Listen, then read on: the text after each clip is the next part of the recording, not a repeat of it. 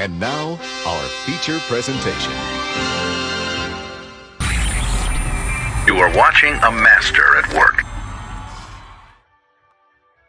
Hello, everybody. My name is Rafael Chacín, as known as El Capitán Rafucho, and welcome to another special edition of Let 'em Speak. And we're still at the hottest summer ever in the United States and all around the world. And ladies and gentlemen, happy 4th of July. Ladies and gentlemen, it is the day of independence of the United States of America. So salute to America, salute to the United States to celebrate the 4th of July. And we're going to talk about for the soccer between Copa America, EuroCup, and a little bit of UEFA Champions League with a special guest. So you might know it's part of the Sideline Sports Network and part of the show The Gauntlet, which they have like thousands like the fans who are watching this podcast around for these amazing group of panels of different teams.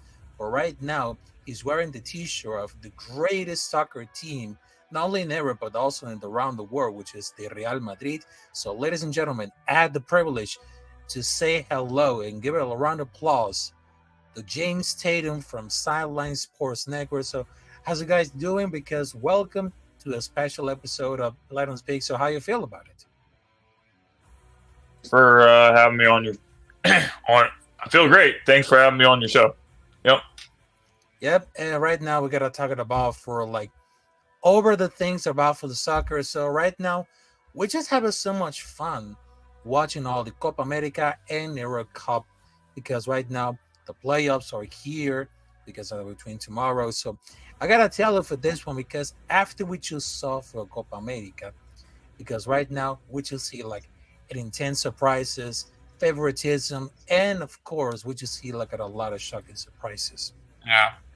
Yep, but right now we're heading to the playoffs because between tomorrow and during this week, they just have from the Copa America, Argentina versus Ecuador, Venezuela versus Canada, Colombia versus Panama, and last but not least, they just had Uruguay versus Brazil. So I gotta tell you for this one, James Tatum. So I know that you're getting involved with all these things of soccer. So who has the biggest surprise in the Copa America between the group stage, between the knockouts, and who should win this Copa America this year? It should be like a two favoritism between Brazil or Argentina. Well, I don't really think there should be favoritism for Brazil based off of the way that Brazil has played. Brazil has not looked good. They didn't look good against Colombia. Colombia looks great. I think they could win.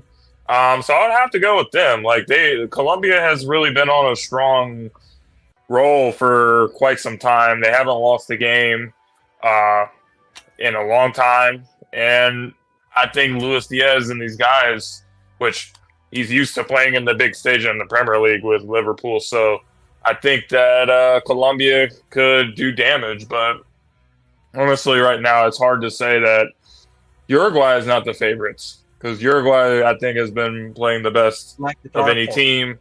And Brazil, if they are going to win, is going to take a much better performance than anything that we have seen. Vinny Jr. is not going to play because he got a second yellow card. So, it's going to have to be adjustments for Brazil. Rodrigo is probably going to have to move to the left. And then Endrick is going to probably have to play in the middle, Rafinha on the right.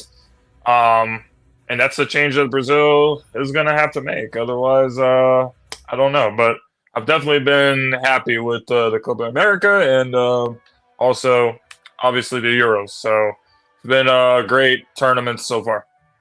Yep. I mean, the tournament is getting like very so far because I know over the last episodes that I was talking about for like Venezuela's being like the dark horse because right now we just beat against Jamaica, Ecuador, Mexico. I mean, Venezuela became like the most in big group on that group because they just have like a not very difficult, but also they just got the easiest one.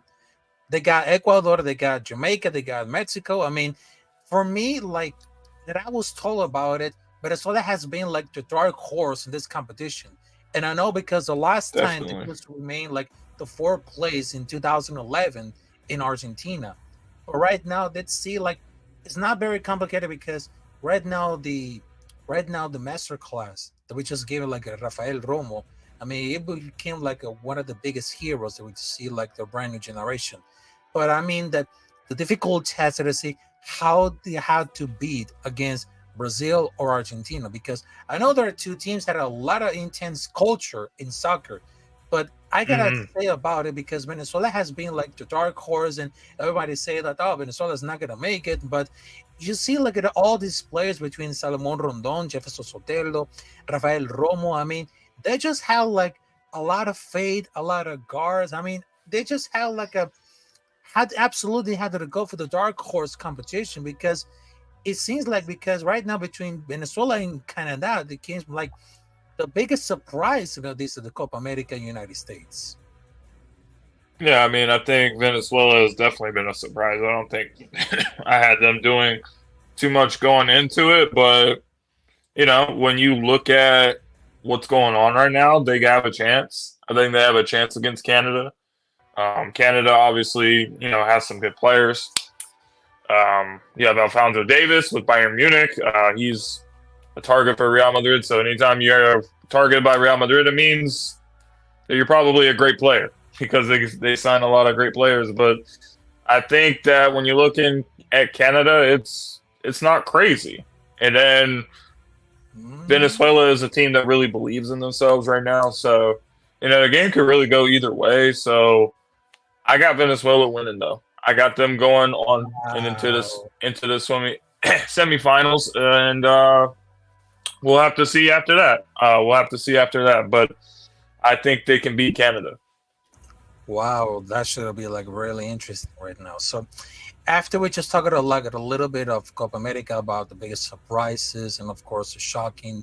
So right now let's just move to another topic, which is like the same competition, because at the EuroCup tomorrow they just got like amazing 2 games between Friday and Saturday, because the first one they got Spain versus Germany. Then we got France versus Portugal. And then Saturday, they just got England versus Switzerland and Netherlands versus Turkey. I mean that Germany just have like a great team, but they have to be careful about for France, Portugal, England, along with Harry Kane, Kylian Mbappe. Also, Cristiano Ronaldo is there, but also I had the Netherlands. But I know that I had like the biggest surprise, but the EuroCup. So I just wanted to tell you who has like the biggest competition between for the knockout stage for the EuroCup. It's gonna be like very difficult, because we just see like the home team Germany is getting really involved in the next stage, but they have to be careful about for like in other competitions like Portugal and France, because Italy is not, because Italy they have like the options to go like the back-to-back champions, but they just got eliminated for the first round. But I think between England, Germany, France, Portugal, they have like the toughest competition about for the Europe selections. Yeah, it's 2 incredible games on tomorrow: France versus Portugal, and obviously Germany versus Spain. Any of these 4 teams, I think, is capable of winning it all. So both games can go either way. France is so great defensively. I know that they haven't been scoring that many goals, but their XG has been extremely high. They've got one of the highest at the tournament. Obviously, Kylian Mbappe going to Real Madrid after the Euros is going to be a big move. And then Cristiano, we know what he's done in the Champions League. We know what he's done in his amazing career. So even as the age that he's at, he still has the same winning mentality, and you can see how much the Portugal players have rallied around him. Again, against Slovenia, when he missed the penalty, which was an incredible save, by the way, by the Slovenian goalkeeper. And the man was in tears. So you see how much his passion for the game. You see how much it means to him. And then all these players rallying around him and like telling him that it's okay.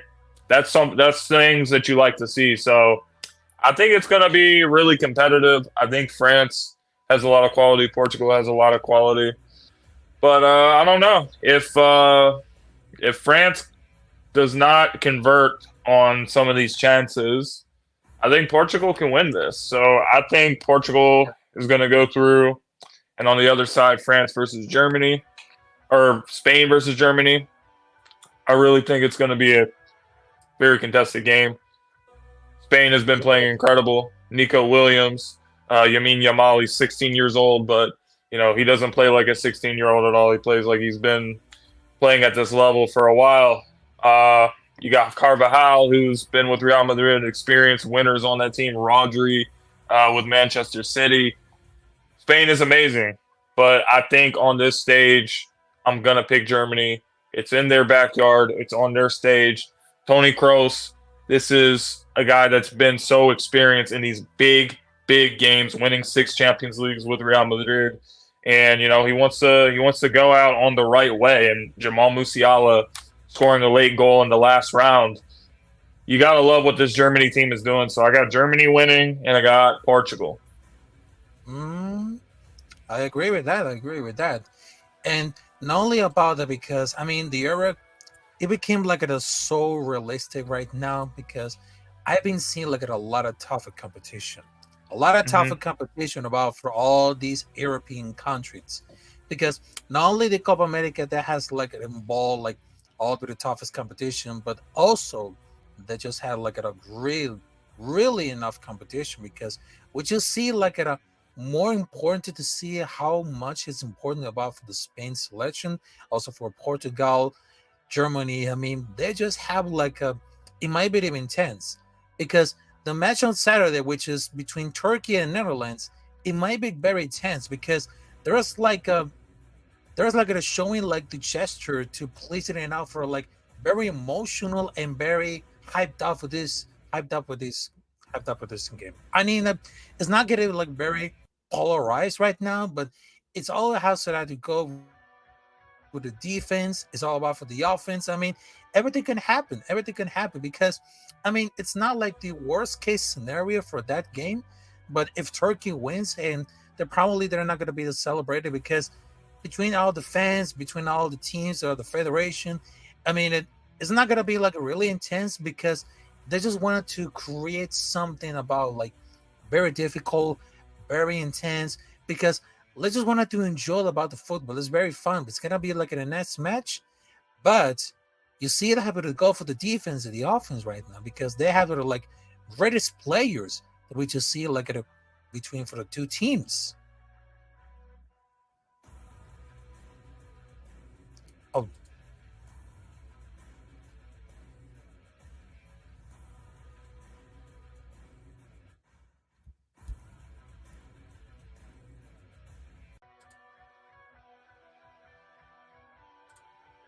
I think your microphone is. Sorry, what I was saying is you got to love what Cody Gakpo is doing, what he has done and raised his play for Netherlands. Wasn't really much to speak for in the Premier League season with Liverpool, but really has elevated his game. And, Netherlands really showed up in that last match, and they looked like the better team, and they got the result that they needed to get to go into the next round after it was kind of disappointing in the group stage against Austria. Allowing 3 goals in that game. They have tightened things up. They're looking better, so I expect them to beat Turkey. But the biggest subject, I think, has to be for England. And what England has looked like has not been good. They have all these world-class players. You have Jude Bellingham scored that amazing goal, the bicycle kick. Harry Kane, one of the best strikers in the world. Phil Foden was the Premier League player of the season. The list goes on, but on the pitch, the quality has not been there. Showing the way that they show up on the pitch, you would not think that these guys are so world-class. And some of the blame goes to the players, but Gareth Southgate, the way he's managed the team, has not been good. Which is why so many conversations being, should he still be the manager of the England national team? But I have to say, you cannot rely only on these heroics from Jude Bellingham late in the game and Harry Kane in extra time. Because Switzerland is a much more organized team than Slovakia, than these teams that they have faced early on in the knockout stage. So I have to say England has to raise their level at least by 3 levels if they're going to, want to go through. And then, their side of the bracket does favor them because they don't have to see France, Germany, Spain, Portugal, any of the teams that we just discussed. You don't have to see them at least until the final. So you have a good path to the final. But I think if they do not show up and they can't keep playing at this level, they're going to lose to Switzerland. So really things need to be tightening up for them. I agree with that. And of course, after we just talked about for Copa America and EuroCup, so right now, let's just have it like the last topic about for the UEFA Champions League. And I know that you wear the Real Madrid t-shirt because, well, between for June, before the Copa America and EuroCup, I mean, Real Madrid, they just won like the title for the 5th time for the number 15, beating Borussia Dortmund 2-0 in the final. I mean, they just kind of like Carvajal, Vini to just score the goals. And that was just like the last game for Toni Kroos. And he was really retired because that was like the first one for Courtois. But I know that because right now, during the Europe soccer, I mean, they just kind of like greatest teams of all time. In England, you just got Manchester United. In Germany, they just got Bayern Munich. France, Paris Saint-Germain. In Italy, they just got Juventus, Milan. But in Spain, there's nothing who can beat Real Madrid. I mean, they're just kind of like amazing players over the history. But I know over the history, they just got like greatest athletes because remember Iker Casillas, Cristiano Ronaldo.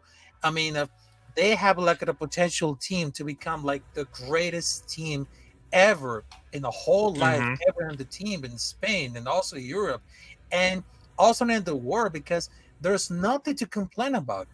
I mean, can you imagine about this? Because all over the decades, which is 2000, 2010, and 2020, I mean, it all depends for the defense. The all-star players and the offense could play like great strategy, and then they became like the greatest team ever to suffer the world. And there's nothing can beat it for Real Madrid. I mean, they have like a lot of history in the organization. They have like the most passionate fans, and of course, they have like the all-stars between like this one. Because if you remember, like Gareth Bale, Iker Casillas, I mean, they just have like a lot of like international superstars that become like the biggest club. Yep. So, what was the question? I mean, do you have like a? Because right now I just say like a more question about it. So, the Real Madrid became like one of the greatest teams of all time. Do you have like a competition to be like the greatest club of all time in Europe soccer? Like the Real Madrid, the greatest club in the European soccer of all time? No, I don't really think that there is a competition because nobody can really measure up to the accomplishments that Real Madrid has had. They have won the most titles in La Liga in the Spanish league. With they just won number 36 this past season. Barcelona, I think, is second with like 27 or 28.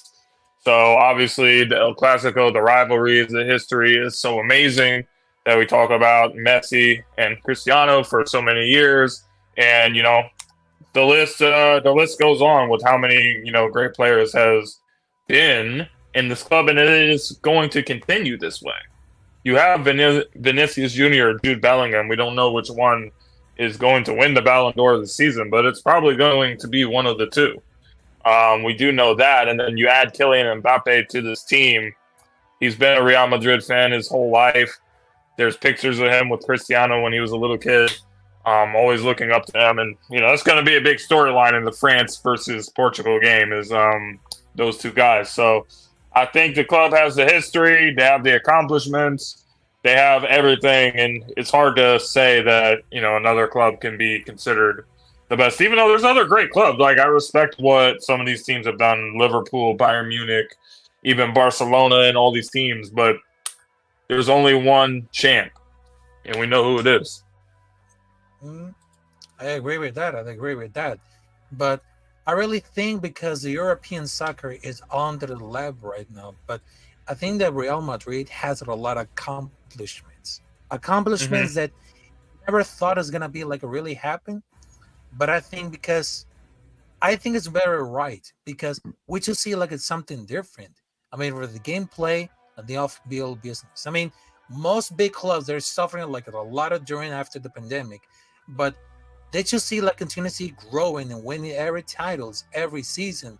But they just do it right because they have the lowest on ego, the highest one on teamwork. It feels like because they have the concept of starter. Squad or French thing is not the thing because it's when you just started, you had to be brought on, you must be ready. But it doesn't really hurt that overall squad is higher than most of the clubs because most of those guys they're learning about it together, just like Tony and Luca. I mean, they always had to buy like the generational players. I mean, they have like a true generational talents that are really extremely weird because not only just had Ronaldo, you just got Bellingham, Bale, Vinicius, Modric, Kroos. I'm very sure that it's very different now to the eras of brilliance. I mean, people they never forget about from Milan from the 80s and the 90s. I mean, at United, I mean, the difference between it, they had the best constantly despite the focus. I mean, the talent is very too notch. They'll keep nailing the recruits and they're just recruiting like the best. I mean, the transition to one generation, it's not that very seamless, but they also have very cool because they really love disciplined, controlled football, whether Ancelotti has to adapt. I mean, they have to say a lot of things. I mean, the scouting thing has always been doing like a stunning job, and the coaching step just is in every player just looking so stacked. They have the let it go for great players to make space for another one. Yeah, I mean that's what this club is about. It's about winning. So all these players come here knowing that the expectation is to win trophies. The expectation is, not to finish fourth. Like some of these teams do not have the standard. Like you look at Manchester United. Manchester United is supposed to be one of the greatest clubs in the world. Without Sir Alex Ferguson, they won so many titles in the Premier League. They won so many trophies. But look at where they are now. Look at what's happening. They finished 8th in the Premier League. That was the worst finish in the Premier League history for Manchester United this past season with Eric Ten Hag, even though they won the FA Cup. Their standard has went down. And Real Madrid does not care about how many times they win the Champions League. They won the Champions League 15 times. They won more than any other team. The next closest team, I think, has 6. Bayern Munich or Liverpool. I think both of them are tied. But they don't care. That's why they bring in Kylian Mbappe. This is the expectation. We just won the Champions League. We just won La Liga again. We have the most La Liga titles. We have the most Champions League titles. Okay. But we want to win more and keep adding to the total. That's the mentality of the club. That's the mentality of the players. And that's why they're able to maintain that instead of seeing a decline in their play and their accomplishments like you see in other places, like specifically Manchester United. Yep, that is right. That is right. You just hit the right choice.